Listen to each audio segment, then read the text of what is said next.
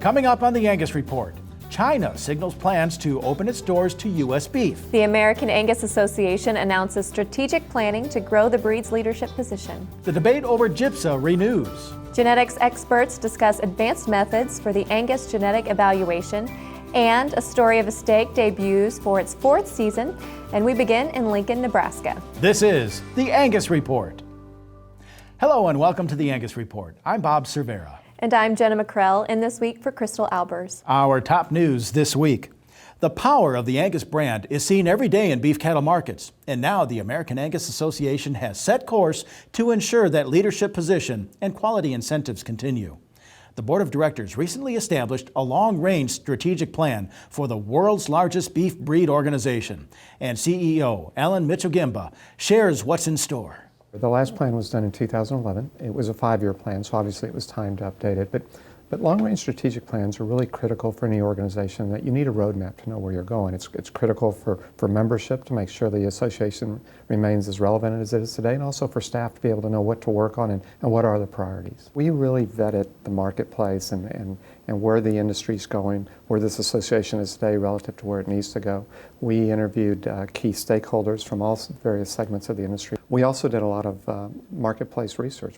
This is the board and ultimately membership's plan. It's not a staff plan. Staff's role is to provide as much information as possible to the board so they have everything in front of them, so then they can make a decision that's fair and equitable and accurate. The plan ultimately comes down to 5 different areas of focus moving forward, and in no particular order.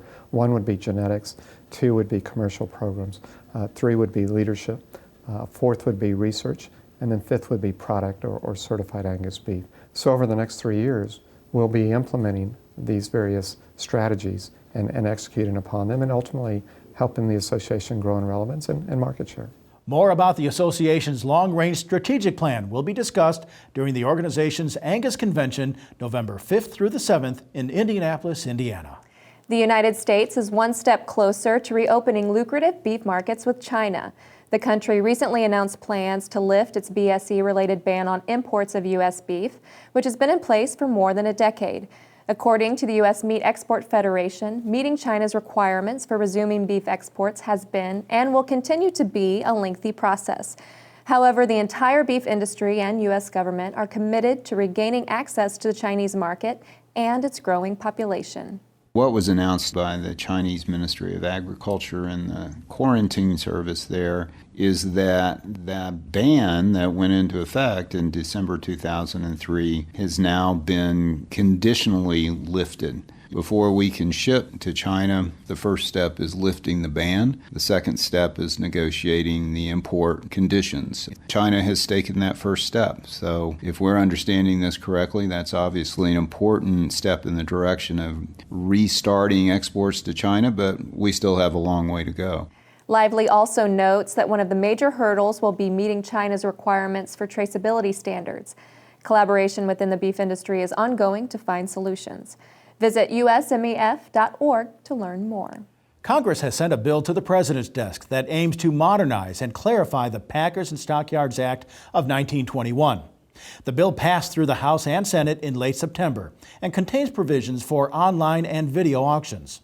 The Livestock Marketing Association says the bill offers clarification of the treatment of electronic sales of livestock and provides ranchers selling through online auctions with similar protections to people who sell at traditional sales. LMA reports the bill would also allow for the use of modern forms of payment, such as direct deposits.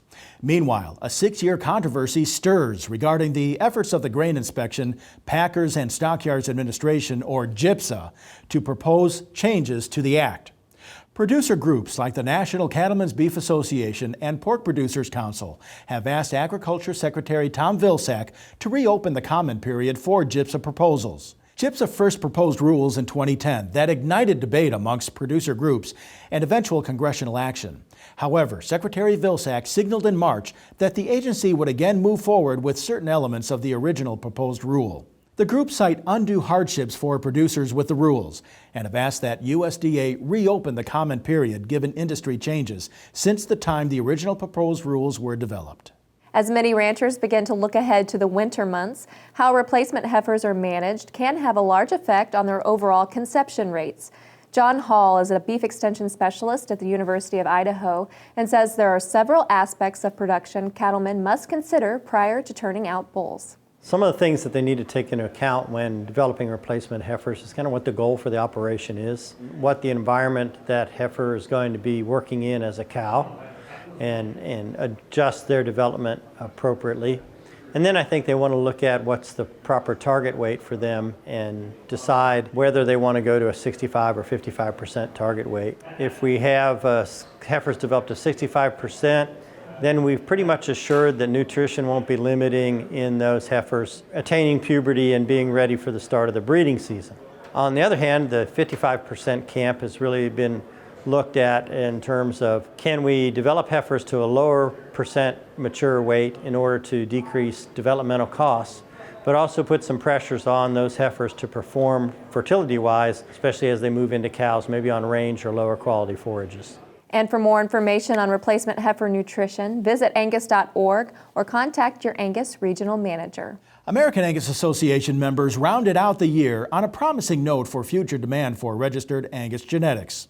In sales figures reported to the organization, Angus breeders sold 18,300 head of females and more than 52,100 bulls through fiscal year 2016, which ended September 30th. On average, bulls brought $5,605 per head, while the females averaged more than $5,000 per head.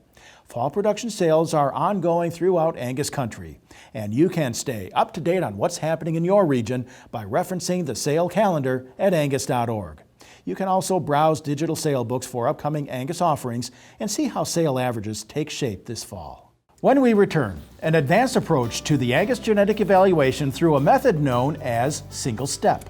Then a story of a steak returns, only this time we begin at the very beginning, planting the seeds for a life in agriculture. Visit angus.media to continue watching this episode of the Angus Report. The Angus Report is brought to you by Merck Animal Health, the makers of Safeguard Cattle Dewormer. Healthy cattle perform better. Add Safeguard, add pounds. Contact your veterinarian or animal health supplier today.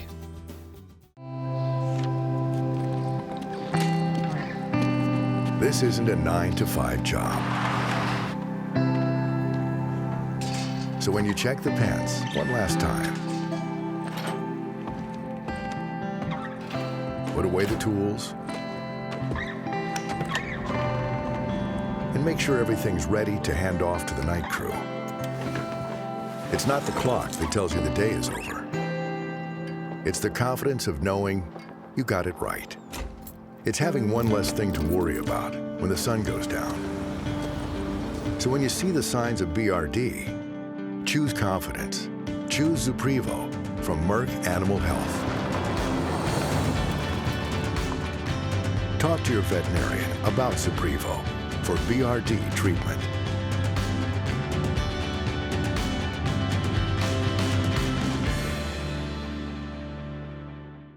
Beef quality is everyone's responsibility, including yours. That's why the Checkoff-funded Beef Quality Assurance Program is key to your future. BQA, empowering people because you can make a difference, taking responsibility because it's our job, not someone else's, working together because product safety and wholesomeness is everyone's business. Find out more at bqa.org. Horn flies cost cattle producers nearly $1 billion a year. They interrupt grazing, cause loss of blood, and impact your bottom line. By incorporating Alticid IGR into your supplement program, you can prevent the emergence of adult horn flies. Alticid IGR will significantly reduce stress on your cattle. For pennies a day, you can control the most costly parasite and increase your profitability. Contact your feed supplier to incorporate Alticid IGR today. Well, there's no doubt about it. 44 Farms is on the cutting edge of the cattle industry. I bought 5 bulls here last year and had really good success with those, and that's why I'm back. I have an A1 class operation.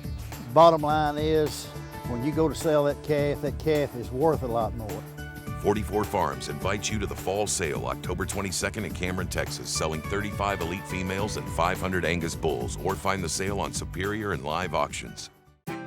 Weaning time is decision time, but how do you know which Angus heifers to keep and which to sell? Gene Max Advantage from Zoetis. Gene Max Advantage is a genomic test that helps you decide with confidence which heifers will perform, and it pinpoints which bulls complement your herd to maximize dependable genetics. Gene Max Advantage is an easy, affordable test with index scores that deliver smart outlier reporting for customized selection and mating decisions. In challenging times, you need an advantage. Gene Max Advantage. We stand for what we believe in. We believe in you. It's more than a job. It's your way of life. Who you are, where you live, and what you do. The way you treat your cattle, your family, your employees, and your neighbors. The water you drink, the air you breathe, and the ground you walk on. What you do every day gives families something to gather around every night. It's about doing what's right for your cattle, your land, your community, and your business. It's your livelihood, and it means as much to us as it does to you. We all believe in responsible beef. Let's stand together at responsiblebeef.com. Looking to grow your business? The Angus Convention is coming to Indianapolis, November 5th through the 7th, with one of the nation's largest cattle industry trade shows attracting leading, quality-oriented producers from across the country. This is the place to expand your brand. Booth spaces are filling up fast. Visit angusconvention.com to reserve your spot at the Angus Convention, November 5th through the 7th in Indianapolis.